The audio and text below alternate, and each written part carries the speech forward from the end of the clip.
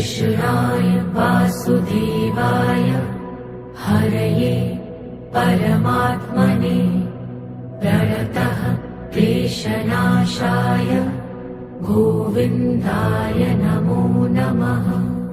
श्री भगवद गीता अध्याय 14 श्लोक 24 समदुःख सुख स्वस्थ समलोष्टाश्म कांचन तुल्य प्रिया प्रियो धीरस्तुल्य निंदात्म संस्तुति। जो व्यक्ति सुख और दुख में समान रहता है, जो स्थिर चित्त है, जो मिट्टी पत्थर और सोने को समान मानता है, जो प्रिय और अप्रिय को एक समान देखता है, जो निंदा और स्तुति में समान भाव रखता है, वही धीर स्थिर बुद्धि वाला कहलाता है।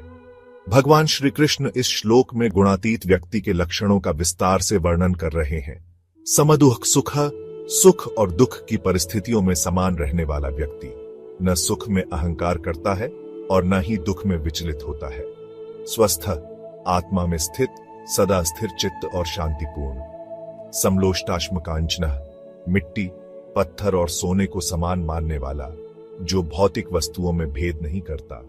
तुल्य प्रिया प्रियो, प्रिय और अप्रिय दोनों के प्रति समान दृष्टि रखने वाला, न किसी वस्तु या व्यक्ति के प्रति विशेष लगाव होता है, न ही द्वेष। धीर, जो स्थित प्रज्ञ है और विपरीत परिस्थितियों में भी धैर्य नहीं खोता। तुल्य निंदात्म संस्तुति, निंदा और प्रशंसा में समान भाव रखने वाला व्यक्ति, वह दूसरों के मत या शब्दों से प्रभावित नहीं होता। यह श्लोक सिखाता है कि मनुष्य को जीवन में स्थिरता और तटस्थता बनाए रखनी चाहिए। सुख दुख, लाभ हानि, निंदा स्तुति जैसे द्वंद्वों से ऊपर उठकर ही आत्मिक शांति और मुक्ति प्राप्त की जा सकती है। श्री भगवद गीता अध्याय 14 श्लोक 25 मानापमान्योस्तुल्यस्तुल्यो मित्रारिपक्षयो सर्वारंभ परित्यागी गुणातीतः स उच्यते। जो व्यक्ति सम्मान और अपमान में समान रहता है, जो मित्र और शत्रु के प्रति समान भाव रखता है और जो सभी प्रकार के आरंभों कर्मों का त्याग कर चुका है, वही गुणातीत तीनों गुणों से परे कहलाता है। इस श्लोक में भगवान श्री कृष्ण गुणातीत व्यक्ति के अन्य लक्षणों का वर्णन कर रहे हैं।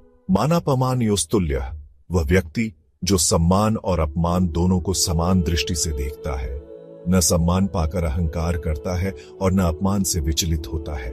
तुल्यो मित्रारिपक्षयो, मित्र और शत्रु के प्रति समान भाव रखने वाला व्यक्ति, वह दोनों में कोई भेद नहीं करता और सभी के प्रति समभाव रखता है।